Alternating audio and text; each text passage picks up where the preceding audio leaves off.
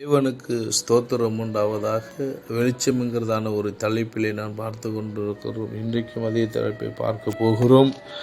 2 Samuel 21வது அதிகாரத்தில் 16-17 நாம் வாசிக்கும் பொழுது நாம் இந்த சம்பவத்தை புரிந்து கொள்வோம். அப்பொழுது 300 சேக்கல் நிறை வெண்கலமான ஈட்டியை பிடிக்கிறவனும் புது பட்டயத்தை அறையிலே கட்டி கொண்டதுமான எஸ்பி பெனாய் என்னும் இராட்சத புத்திரரில் ஒருவன் தாவீதை வெற்ற வேண்டும் என்று இருக்கிறான். அதற்கு உதவியாக அபிஷாய் என்கிற ஒரு மனுஷன் போகிறான்.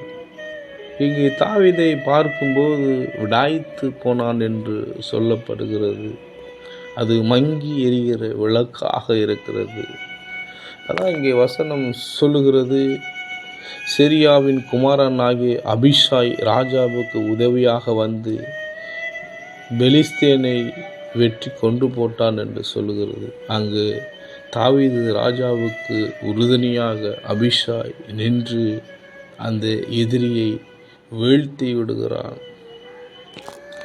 எப்படியாவது இஸ்ரவேலின் விளக்கு அணிந்து போகாதபடிக்கு நீ எங்களோடு கூட யுத்தத்திற்கு புறப்பட வேண்டாம் என்று அவனுக்கு ஆணையிட்டு சொன்னார்கள் என்று நாம் பார்க்கிறோம்.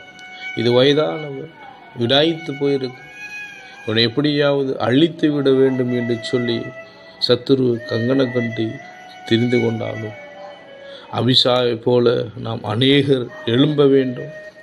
மங்கி எரிகிற விளக்கை அணைப்பதற்காக எழும்பும்போது நாம் உறுதுணையாக நிற்க வேண்டும். சபையை எப்படியாவது அழித்துவிட வேண்டும், சபையின் ஊழியத்தை எப்படியாவது அழித்துவிட வேண்டும் சொல்லி நினைத்து கொண்டிருக்கிறோம்.